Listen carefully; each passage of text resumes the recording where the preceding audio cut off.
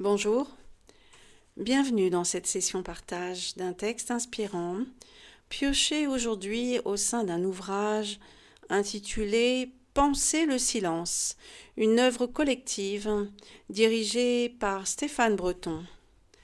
Cet extrait est justement un écrit de Stéphane Breton lui-même. Une suspension du logos. Dans notre vie phénoménale, les mots, leur agencement logique et leur rapport à notre environnement constituent un médium incontournable de notre relation à ce qui est devant nous, à ce qui se passe en nous et au dehors. Les mots articulés dans chacune de nos phrases portent à la fois le sens de ce qui est pour nous l'orientation du monde, c'est-à-dire une géographie des phénomènes éprouvés, mais aussi une interprétation rationnelle, sensorielle, émotionnelle de ce qui se vit au moment présent. Une préhension des choses, des actions et une interprétation de ce que cela veut dire ou pourrait vouloir dire. Traditionnellement, logos désigne le discours, la parole.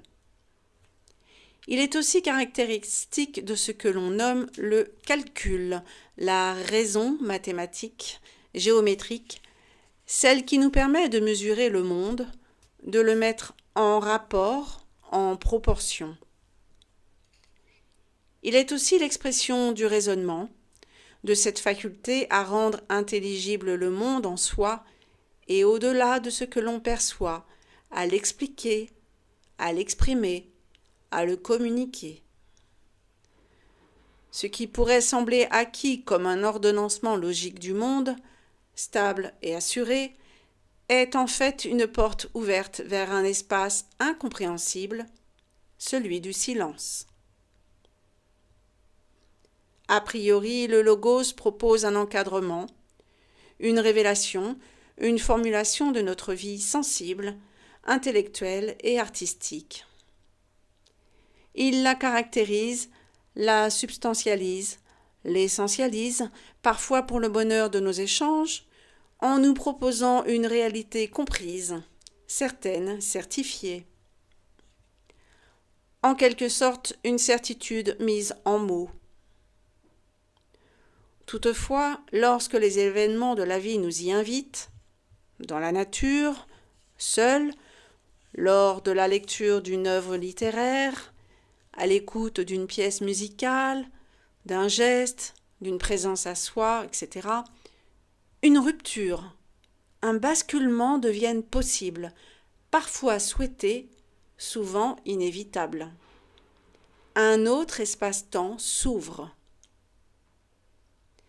Ce qui était alors jusque-là la manifestation d'une mécanique agencée, coutumière de nos rythmes de vie à laquelle on ne prêtait même plus attention, devient immédiatement, instantanément, une mise en suspens du logos, grâce à l'apparition d'un espace d'incertitude, d'inconnu, de surprise, de sidération. Le logos, absorbé dans ou par le monde, laisse entrevoir ainsi une métamorphose de notre relation à nous-mêmes, aux autres. Nos fondamentaux sensoriels, vue, ouïe, toucher, odorat, goût, sont bousculés. Notre faculté à raisonner est déformée. Notre dire le monde devient difficilement formulable. Tout est comme suspendu pour renaître sous le feu du silence. Les mécanismes qui nous habitent se taisent. Tout est désorienté, sans indication connue, pétri par l'espace créatif du silence. Les liens de causalité et les corrélations qui gouvernent le monde, les réflexions hiérarchisées s'affaissent sous le poids de l'écoute. Une écoute à la présence, une présence sensible, rare, insondable, parce que simple et immense. Non pas celle formulée précédemment, mais celle que l'on éprouve dans cet espace, ouvert, sans lieu, date et presque sans nom, sans limite visible, sans caractéristiques précises. C'est ce pari singulier que le silence propose. Joyeux ou malheureux, distinctement ou tout à la fois, il déconcerte, rassure, énerve. Il est à l'image de ce qu'on est en y entrant, en s'y posant, en s'y glissant. Puis il nous sonde, nous manipule, nous transforme. De sujet il n'est plus question, d'objet moins encore. Nous voilà en quelque sorte dépouillés, réduits, à l'état nu d'être vivants. C'est déjà beaucoup, sachant notre capacité, nous, êtres sociaux, à nous vêtir de multiples couches pour dissimuler notre sensibilité, notre fonctionnalité, nos peurs, nos errements, nos attentes, nos espoirs. C'est donc une révolution en soi, une révolution essentielle, existentielle, qui nous fait passer de l'autre côté de nous-mêmes. Vers cette émancipation, cette libération de nos trop-pleins, de nos empilements émotionnels, de nos préjugés intellectuels, de nos perceptions figées, lesquelles nous emmènent à penser, à vivre le monde comme une succession d'images émanant de notre cinéma intérieur, lui-même résultat d'une interprétation constante et fictionnelle du monde. En somme, le silence propose une réécriture cognitive, émotionnelle de ce que nous vivons au travers de ce que nous portons en nous. C'est en cela qu'il nous repositionne dans le monde, réoriente nos pas, loin des mondes figés que certains nomment le réel. Note de bas de page, le réel entendu comme ce qui existe en soi, indépendamment du sujet, c'est-à-dire indépendamment de sa perception, de ses émotions ou de ses pensées. Nous verrons plus loin que cet espace-temps ouvre d'autres imaginaires et s'avère créatif. D'une manière certaine, grâce à cette suspension cognitive, nos corps déparlent les mots de la tribu, s'éloignent du langage ordinaire de la communication, de la fonction référentielle du langage.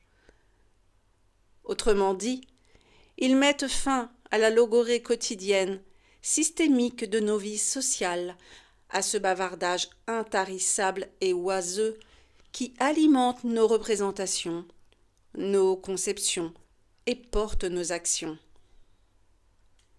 Le silence fait imploser organiquement les mots, les désorganise, les vide et potentiellement, plus tard, les organise autrement.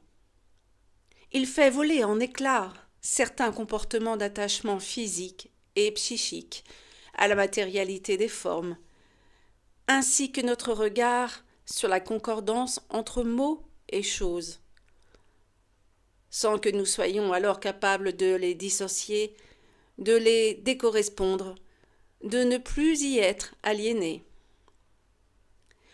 Le silence offre cette possible rupture, cet improbable chemin. Une forme de désobéissance à la clarté des choses installées, à l'apparente netteté des expressions esthétiques et sémantiques habituelles. La grammaire du monde telle que conçue, apprise, reformulée n'a plus lieu d'être. Elle est comme absente à elle-même, perdue dans le silence de la présence, de l'écoute de ce qui est. Cette grammaire s'est oubliée involontairement. Elle a été absorbée par la puissance organique du processus silencieux, recouverte par la densité de cet espace sans fin. Le logos n'est plus. Mots et raison, Récits et conceptions sont désormais exclus du champ de l'intelligible. La suspension du logos participe à une reconfiguration de notre géographie intime, à une redéfinition, sans intention particulière, d'une nouvelle géométrie perceptive, d'une nouvelle sensorialité. Un saut dans l'inconnu et l'incertitude.